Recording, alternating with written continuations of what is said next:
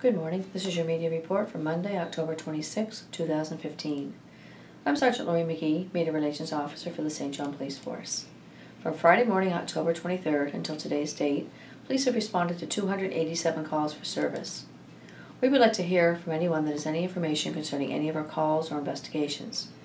We can be reached at 506-648-3333, at our email, police@stjohn.ca, or you can do it anonymously through the Provincial Crime Stoppers at 1-800-222-8477 or on their website at crimemb.ca. On Friday morning at 10:37 a.m., police responded to a Mount Pleasant Avenue East residence for a report of a domestic. The female victim reported being assaulted and threatened by her boyfriend, who had left the area prior to police arrival. The accused, aged 25, was arrested a short time later and held for a court appearance. On Friday evening at 7:27 p.m., police were called to the Superstore on Somerset Street for a report of a shoplifter. The female suspect was observed leaving the store with cold medication that she did not pay for.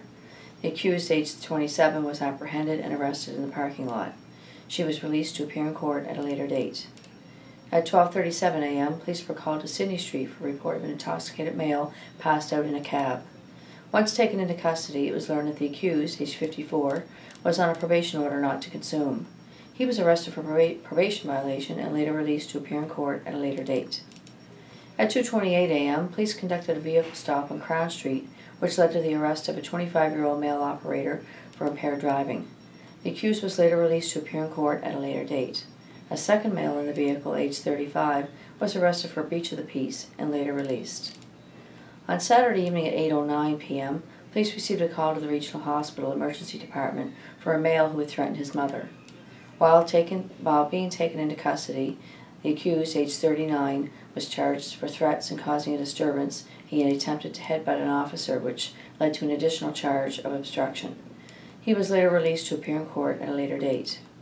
At 8:57 p.m., police attempted to stop a stolen vehicle on Matawaganish Road, which had been reported stolen from Hampton.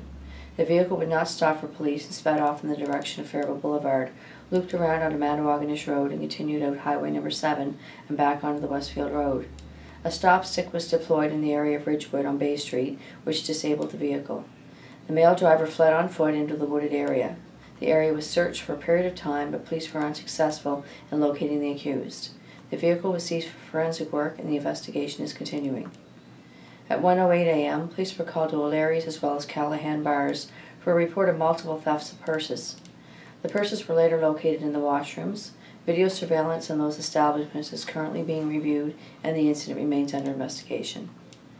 At 3:10 a.m., police received a report of a vehicle traveling at a high rate of speed on Prince William Street in the wrong direction. The vehicle made an illegal turn up Princess Street, traveling the wrong way until it was stopped on Canterbury Street. The 22-year-old male was arrested for impaired driving. He was later released to appear in court at a later date. On Sunday at 11:53 p.m., police were called to River Hill Drive for a report of a theft of vehicle. A Chev Silverado was parked in the driveway and stolen between 8 a.m. and the time of the call. The incident remains under investigation.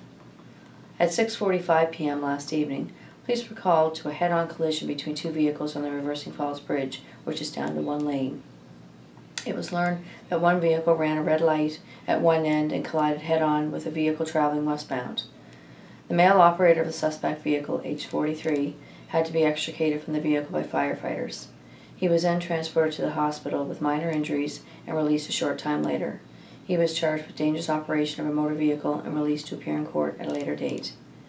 At 7:13 p.m., police were called to the area of Coburg Street for two males carrying weapons. One male, aged 50, was located on Coburg at Cliff Street carrying a metal pipe. The accused was arrested for possession of a weapon for a dangerous purpose. He was released on conditions to appear in court at a later date.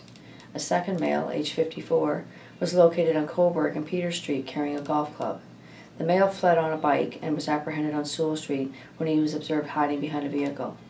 The accused was taken into custody and arrested for possession of a weapon for a dangerous purpose. This concludes the media report for Monday, October 26. Have a good day and be safe.